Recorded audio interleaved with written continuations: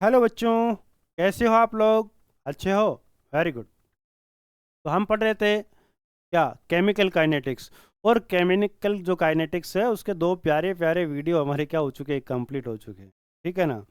तो इस वीडियो को आप देखने से पहले उन दोनों को देखिए अच्छी तरीके से, ताकि टॉपिक है वो आपको स्टेप बाई क्या होता रहे, समझ में आता रहे। आज अपन बात करेंगे यहाँ पर इंटीग्रेटेड रेट इक्वेशन की अपन बात करेंगे। और आज के लेक्चर में अपन स्पेशली जो बात करेंगे वो जीरो ऑर्डर रिएक्शन के रेस्पेक्टिव अपन क्या करेंगे। ठीक है? सबसे पहले तो हमारे को ये पता होना चाहिए कि ये जीरो ऑर्डर रिएक्शंस एक्चुअली में होती क्या है। ठीक है? जीरो ऑर्डर रिएक्शन होती क्या है उसके रेस्पेक्टिव अपन देखते हैं। जीरो ऑर्डर रिएक्शन, देखो हमने रेट लो पढ़ा था। अगर रेट लो के अंदर यहां पर उसकी पावर्स कितनी होती है, जीरो होती है, तो उस रिएक्शन को अपन बोलते हैं जीरो ऑर्डर रिएक्शन। या अनदर वर्ड में अपन ये बोल सकते हैं कि ऐसी रिएक्शंस जो रिएक्टेंट की कॉन्सेंट्रेशन के ऊपर क्या नहीं करती है, डिपेंड नहीं करती है, वो टोटल की टोटल रिएक्शन कौन सी कैटेगरी में आती है? जीरो ऑर्डर रिएक्शंस के अंदर।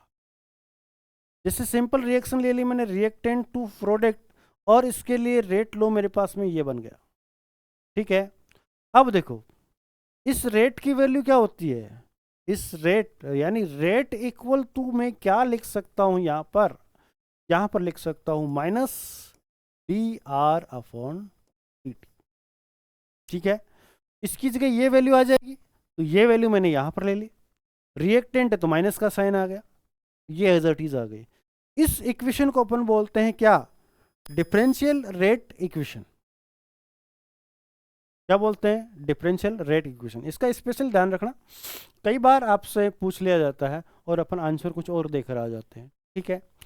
अब ये इक्वेशन आने के बाद में अपन क्या करते हैं, देखो यहां पर इसकी पावर कितनी है, जीरो। इसका मतलब ये वैल्यू वैल्यू तो क्या आ गई आपकी, वन हो गई यहां पर। अब देखो यहां पर क्या रह गया, डी आर ये ले लिया मैंने, और इसको यहां से यहां पर इस साइड में क्या कर देता हूं, ट्रांसफर कर देता हूं। तो ये बन गया D R equal to minus K D T. इसको अपन बोल देते ये कोई आपके पास में प्यारा सा एक क्या हो गया, इक्वेशन हो गया। इस इक्वेशन का अपन क्या कर देते हैं, इंटीग्रेशन का अपन कर देते हैं। ठीक है? और इसका इंटीग्रेशन करेंगे तो ये हो गया integration D R equal to integration minus K D T. ठीक है? इसका आप इंटीग्रेशन कीजिए। इसका जैसे ही आप लोग इंटीग्रेशन करेंगे तो देखते हैं इंटीग्रेशन हमारे पास में क्या आता है। ठीक है? तो हमारे पास में था integration D R equal to minus K D T, ये था। अब इसका इंटीग्रेशन क्या होता है, इसका होता है आर, यहाँ पर क्या हो जाएगा, माइनस का माइनस हो जाएगा, कांस्टेंट का ये कांस्टेंट रहना है, टी टी का क्या हो जाएगा, टी। तो देखिए यहाँ से मेरे पास में एक प्यारा सा रिलेशन आ गया, ये वाला। इसको दे देता हूँ मैं इक्वेशन नंबर 1। अब मैं कह रहा हूँ कि अगर T equal to zero time, यानी जब हमारी रिएक्शन स्टार्ट नहीं हुई थी उस टाइम यहां पर रिएक्टेंट की जो कॉन्सेंट्रेशन क्या थी, वो थी आर नोट। आर नोट यहां पर क्या है, इनिशियल कॉन्सेंट्रेशन है। क्या है? इनिशियल कॉन्सेंट्रेशन है, जिसको आप बोलते हैं प्रारंभिक, क्या बोलते हैं, प्रारंभिक सांद्रता अपन बोलते हैं। यहां पर देखो आई आया है, आई को अपन बोलते हैं इंटीग्रेशन कांस्टेंट। भाई आई के रेस्पेक्टिव बता देता हूं मैं आपको। कुछ राइटर इस कांस्टेंट है तो कांस्टेंट की जगह क्या लिया होता है, सी दिया होता है। कुछ राइटर इसको अपन क्या ले लेते हैं, आई ले लेते हैं। भाई इंटीग्रेशन कांस्टेंट है इसलिए आई ले लिया, कोई कांस्टेंट के हिसाब से इसको सी ले लेता है। तो आपको कंफ्यूज नहीं होना है, जो भी आपके कांस्टेंट लिया हुआ आपके सिलेबस की बुक में उसी के अकॉर्डिंग आप इसको देख सकते हैं, कर सकते हैं इसके अंदर। चलिए आगे चलते हैं। आगे देखिए इसके अंदर में हमारा जो इक्वेशन फर्स्ट है, इस इक्वेशन फर्स्ट के अंदर यहां से कुछ वैल्यूज पुटअप कर देते हैं। यानी टी की वैल्यू जीरो है, जीरो को मैंने यहां पर पुटअप कर दिया। आर इसके इक्वल आर नोट के, तो आर नोट को मैं यहां पर ले आया। इसको जैसे ही मैं कैलकुलेट करूंगा तो ये वाली वैल्यू यहां पर क्या हो जाएगी, ये वाली तो वैल्यू होगी जीरो। तो मेरे पास में क्या हो गया, I equal to R naught. क्या हो गया, I equal to R naught. अब इस i equal to R naught है, इसकी वैल्यू को अपन कहाँ पुटअप कर देंगे, इस i की वैल्यू को यहाँ पुटअप करेंगे इस इक्वेशन नंबर 1 के अंदर। जैसे ही इक्वेशन नंबर 1 में पुटअप करेंगे तो मेरे पास में एक प्यारा सा इक्वेशन ये निकल कर आ जाएगा। यानी r का क्या रह जाएगा, r रह जाएगा, kt हमारा एज इट इज रह जाएगा, और i की जगह क्या आ जाएगा, r नोट आ जाएगा। ये इसके अंदर में हमारे पास में एक इक्वेशन आ गई। ठीक है, अगर इस इक्वेशन को आप देखोगे, ये इक्वेशन आपको कैसा मिलता है, ये स्ट्रेट लाइन का इक्वेशन है, y equal to M X plus C type का आपको इक्वेशन मिल रहा है इस तरह। तो ये आपका स्ट्रेट लाइन इक्वेशन हो गया। आगे अपन ग्राफ के अंदर इसकी बात करेंगे, तो यहाँ पर ये ग्राफ कुछ इस तरीके से मिलेगा अपने। देखते हैं आगे ग्राफ को सेपरेट अपन बात करेंगे इसके अंदर में। चलिए आगे चलते हैं इसके अंदर में, आगे चलते हैं इसके अंदर में। उससे पहले इसको थोड़ा सा और क्या कर लेते हैं, सोल्व कर लेते हैं। हालांकि यहाँ तक सही है, लेकिन न्यूमेरिकल्स के अंदर या कुछ क्वेश्चंस के अंदर आप क्या करोगे, इसके अंदर में हम रेट कांस्टेंट की बात कर रहे थे, तो इस इक्वेशन को आप क्या करोगे, यहाँ से r इक्वल टू माइनस के टी प्लस आर।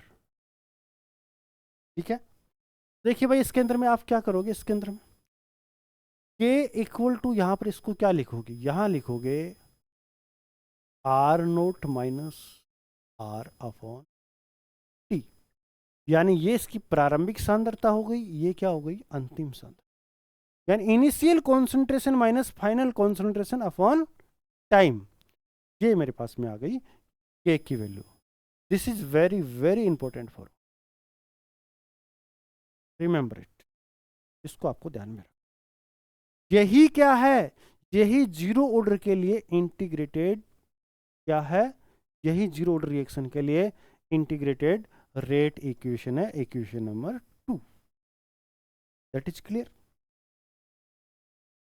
आगे अपन चलते हैं, हम बात कर रहे थे ग्राफ के रेस्पेक्टिव। देखो सबसे पहले अपन ग्राफ की अपन बात करते हैं, तो देखो यहाँ पर ये ग्राफ अपने को कुछ इस तरीके से मिलेगा। यहाँ पर हमने लिया टाइम, यहाँ पर ले लिया मैंने आर नोट, तो ये ग्राफ कुछ इस तरीके से मिलेगा। यहाँ पर इसका स्लोप यहाँ पर क्या मिल जाएगा, माइनस के, और ये वाला है यहाँ पर, ये कितना मिल जाएगा, ये आर नोट के इक्वल। तो ये इसका ग्राफ हो गया। दूसरा यहाँ पर रेट और कॉन्सेंट्रेशन के बिटवीन अपन देखते हैं यहाँ पर ये ग्राफ। ठीक है, तो यहाँ पर ये ग्राफ आपको इस तरीके से आपको मिलने, यानी कॉन्सेंट्रेशन यहाँ पर कांस्टेंट रहने वाली है, कोई चेंजेस नहीं होने वाली। दोनों जो ग्राफ है वो काफ़ी इंपॉर्टेंट है, ग्राफ के रेस्पेक्टिव भी आपसे पूछा जा सकता है। ठीक है, तो आप ग्राफ को भी स्पेशली क्या करेंगे, ध्यान में रखेंगे। आगे चलते हैं half life time, half life period of zero order reaction. पहले तो हमारे को ये समझना होगा ये हाफ लाइफ होती क्या है, क्या होती है हाफ लाइफ। आधा बुढ़ापा, मतलब जितने इंसान की एज होती है उससे अगर वो आधी एज का हो गया, पहले जैसे 100 साल होती थी और इंसान 50 साल का हो गया तो अपन बोलते थे कि आधा बूढ़ा हो गया। ऐसे ही अपन इस रिएक्शन के रेस्पेक्टिव भी अपन बात करेंगे। क्या बात करेंगे कि कोई भी रिएक्शन है, उस रिएक्शन को 50% कंप्लीट होने में जो टाइम लगता है उस टाइम को अपन बोलते हैं हाफ टाइम। और अभी अभी हमने पढ़ा था, क्या पढ़ा था, K equal to R naught minus R upon T. क्या इसको ऐसे लिख सकता हूं मैं, बिल्कुल लिख सकता हूं, T equal to R naught minus R upon K. अब देखो अगर हाफ लाइफ टाइम की बात करूं तो यहां पर T इक्वल टू क्या हो जाएगा, ये हो जाएगा T1/2, और इसके ऊपर जो फाइनल जो कॉन्सेंट्रेशन होगी हमारी, वो फाइनल कॉन्सेंट्रेशन इनिशियल कॉन्सेंट्रेशन की कितनी हो जाएगी, हाफ हो जाएगी, आधी हो जाएगी। तो अब अपन क्या कर सकते हैं, इसी से ही अपन क्या करेंगे, वहां तो ले लिया T1/2, R को ऐसे रख लेते आर नोट माइनस, अब इसकी जगह अपन ने क्या ले लिया, आर नोट अपॉन 2 और डिवाइड में क्या आ जाएगा के। देखो ये वैल्यू कितनी है, ये वैल्यू है 1 और ये वैल्यू कितनी है हाफ। तो एक में से आधा जाएगा, कितना बचेगा आधा। ठीक है, तो यहां से क्या हो जाएगा T1/2, ये कितना था 1 और ये कितना है हाफ। तो इधर वाला हाफ बच गया आपके पास में, तो आप लिखोगे R0/2a। That is very very important formula. ये आपका हाफ लाइफ टाइम का क्या हो गया फॉर्मूला। यहां से आप देख सकते हो कि जीरो ऑर्डर रिएक्शन की जो हाफ लाइफ टाइम है वो इनिशियल कॉन्सेंट्रेशन के तो क्या होती है प्रोपोर्शनल टू होती है, और उसका रेट कांस्टेंट होता है उसके क्या होती है anti proportional. This is very very important statement, remember it. Clear. तो ये हमारा क्या था half life time of zero order reaction. यहां से ये जो इक्वेशन है, इस यहां से इसकी बात करें तो यहाँ इसका जो डेरिवेशन है इस रिएक्शन का काफ़ी इंपॉर्टेंट है। तो पीछे अपन ने इंटीग्रेटेड रेट इक्वेशन निकाली हो या इसका हाफ लाइफ टाइम अपन ने निकाला हो, दोनों चीज़ें ही क्या है काफ़ी इंपॉर्टेंट है। दूसरा, कुछ रिएक्शंस आपको ध्यान में रखनी है। H2 plus Br2 gives to twice HBr, twice HI gives to H2 plus I2, NH3 gives to N2 plus thrice H। ये टोटल की टोटल रिएक्शन किसकी है, ये है जीरो ऑर्डर रिएक्शन। बोले सर पता कैसे? तो देखो इस रिएक्शन के ऊपर देखो यहां पर क्या लिखा हुआ है H न्यू सनलाइट। अगर यहां पर लाइट बंद कर दी जाए, अंधेरे में इन दोनों को छोड़ दिया जाए, या दोनों कुछ नहीं करेंगे, पड़े रहेंगे। जैसे लाइट ऑन की, इसने इसको देखा और इसने इसको देखा, और दोनों के बीच में रिएक्शन हो। तो कहने का मतलब यहां पर जो रिएक्शन है वो किसके ऊपर डिपेंड कर रही है, ये इस सनलाइट के ऊपर डिपेंड कर, यहां पर इन रिएक्टेंट्स मॉलिक्यूल्स के ऊपर डिपेंड नहीं कर रही है। और जो रिएक्शन रिएक्टेंट मॉलिक्यूल के ऊपर डिपेंड नहीं करती है उसको अपन बोलते हैं जीरो ऑर्डर रिएक्शन। इसी तरीके से ये रिएक्शन है, ये यहां पर कैटलिस्ट है, और इस कैटलिस्ट की जो सरफेस है उस सरफेस के ऊपर डिपेंड करती है ये रिएक्शन। कैटलिस्ट का जितना ज़्यादा सरफेस होगा उतनी रिएक्शन फास्ट होगी, यानी यहाँ पर भी इसके ऊपर डिपेंड नहीं कर रही। इस रिएक्शन में ये कैटलिस्ट है तो ये रिएक्शन भी इस कैटलिस्ट की सरफेस के ऊपर डिपेंड करती है। अगर अगला आपको पूछ ले कि ये रिएक्शन जीरो ऑर्डर रिएक्शन क्यों है, इसके पीछे रीजन क्या है, तो आप बता सकते हैं कि फर्स्ट जो रिएक्शन है वो सनलाइट के ऊपर डिपेंड करती है, नेक्स्ट टू जो रिएक्शन है वो कैटलिस्ट के सरफेस एरिया के ऊपर डिपेंड करती है, यानी रिएक्टेंट मॉलिक्यूल्स के ऊपर डिपेंड नहीं करती है। और जो रिएक्शन रिएक्टेंट मॉलिक्यूल्स के ऊपर क्या नहीं करते, डिपेंड नहीं करती, उनको क्या बोलते हैं जीरो ऑर्डर रिएक्शन बोलते हैं। इसलिए ये सारी की सारी कौन सी है, जीरो ऑर्डर रिएक्शन है। ठीक है, आपको इस तरीके से कोई बात पूछ ले तो आप बता सकते, आज के बाद में आपका आंसर गलत नहीं हो। चलिए यहाँ पर एक छोटे से टॉपिक ओपन क्या कर लेते हैं, कंप्लीट कर लेते हैं। Unit of rate constant. पहले अपन जो रेट कांस्टेंट है उसकी यूनिट निकालेंगे, और एक ऐसी यूनिट निकालेंगे जो ऑल और जितनी भी रिएक्शंस होती हैं उन रिएक्शंस के लिए अपन क्या कर सकते हैं, यूज में ले सकते हैं।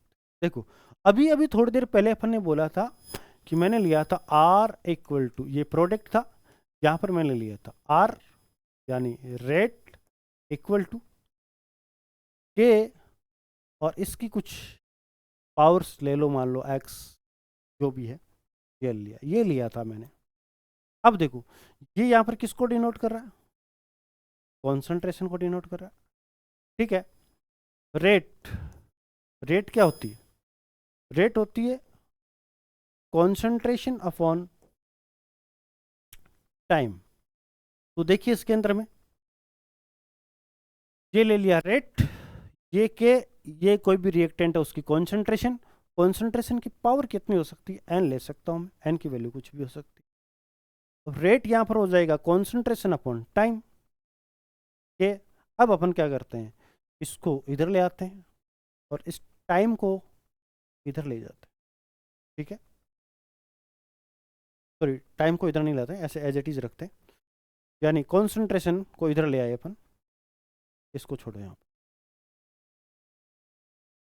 यानी हमने क्या किया, इस कॉन्सेंट्रेशन वाले टर्म को इधर ले आए, तो क्या बन गया, कॉन्सेंट्रेशन अपॉन कॉन्सेंट्रेशन की power n into 1 upon time. अब ये n है, ये पावर ऊपर जाएगी तो क्या हो जाएगी, ये हो जाएगी 1 माइनस n। टाइम को क्या लिख सकते हैं अपन, टाइम इनवर्स लिख सकते हैं। अब आपको पता है कि जो कॉन्सेंट्रेशन होती है, वो कॉन्सेंट्रेशन क्या होती है, मॉल पर लीटर होती है। चलो हमने ले लिया, इसकी वैल्यू रख दी, मोल पर लीटर रख दी, तो ये हो गया आपके अंदर में। तो कहने का मतलब मेरा ये हुआ, अगर किसी रिएक्शन के लिए आप लोगे तो ये हो जाएगा मोल पर लीटर 1 माइनस n और टाइम का इन, ये किसी भी रिएक्शन के लिए हो।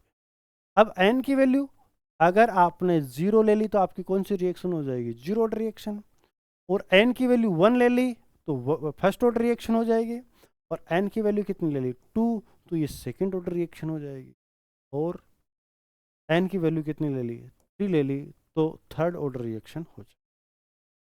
चलिए अपन वैल्यू लेते हैं और देखते हैं इसके अंदर में, चेक करते हैं इसके अंदर में।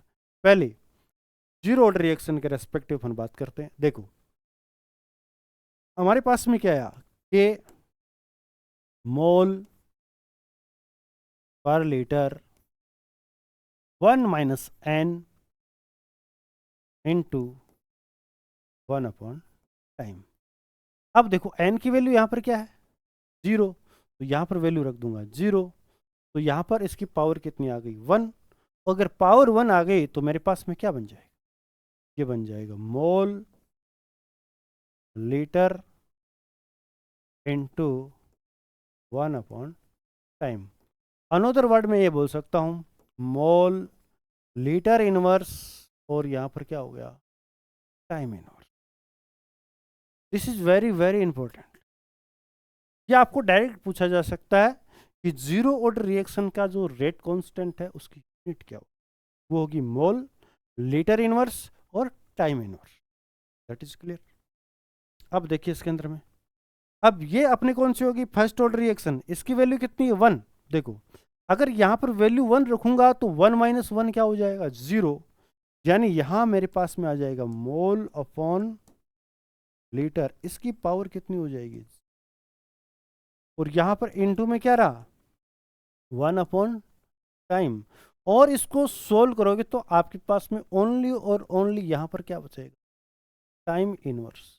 तो किसी भी रिएक्शन के लास्ट में यूनिट टाइम इनवर्स है, इसका मतलब वो रिएक्शन आपकी कौन सी हो गई, वो हो गई फर्स्ट ऑर्डर रिएक्शन। देखो यूनिट से भी अपन क्या कर सकते हैं, किसी रिएक्शन को आइडेंटिफाई कर सकते हैं। क्वेश्चन में आपको क्या मिल सकता है, क्वेश्चन में आपको मिल सकता है उसकी यूनिट आपको मिल सकती है, क्या मिल सकती है, यूनिट मिल सकती है। तो अगर ये यूनिट है तो जीरो ऑर्डर है, ये आपको यूनिट मिल रही है तो उसको अपन क्या बोल देंगे फर्स्ट ऑर्डर रिएक्शन अपन बोल देते हैं। अब सेकेंड ऑर्डर रिएक्शन के रेस्पेक्टिव अपन बात करेंगे, वही मोल, ये हो गया आपका लीटर, यहाँ पर क्या हो जाएगा 1 माइनस n, ठीक है, n की वैल्यू आपको कितनी रखनी है 2, ये हो गया 1 अपॉन टाइम, इसकी वैल्यू आप 2 रख दो, 2 रखोगे तो क्या हो जाएगा मोल अपॉन टाइम, पावर क्या हो जाएगी -1 इंटू 1 अपॉन टाइम। तो एक प्यारा सा रिलेशन अपने को आपको क्या मिल जाएगा इसके अंदर में, ये मिल जाएगा आपको मोल इनवर्स, है ना, मोल इनवर्स, ये आपका लीटर है भाई, सॉरी लीटर, और ये आपका क्या हो जाएगा टाइम इनवर्स। तो मोल इनवर्स लीटर और टाइम इनवर्स अगर ये मिलता है तो आपकी रिएक्शन कौन सी हो जाएगी, सेकंड ऑर्डर रिएक्शन हो जाएगी। तो डियर स्टूडेंट इस तरीके से आप क्या कर सकते हो, जो रेट इक्वेशन है, ठीक है, उस रेट इक्वेशन के अंदर लास्ट में आपको इसकी यूनिट मिलेगी, यूनिट के बेस पे भी आप इसको क्या कर सकते हैं सॉल्व कर। चलिए आप जुड़े रहे, उसके लिए आपको एक सुपर थैंक यू मेरी तरफ से आपको दिया जा रहा है। अगर आप नए हैं तो आपको क्या करना है, सबसे पहले चैनल को सब्सक्राइब करना है, वीडियो को लाइक और शेयर कर देना। मिलते हैं नेक्स्ट लेक्चर के अंदर। इसमें अपने जीरो ऑर्डर पढ़िए तो नो डाउट नेक्स्ट में अपन किसके रेस्पेक्टिव बात करेंगे, first order. First of order है वो, जीरो ऑर्डर से भी क्या है, काफ़ी इंपॉर्टेंट रिएक्शन हुआ करती। ठीक है, तो जुड़े रहे, तब तक के लिए आपको बेस्ट ऑफ गुड लक।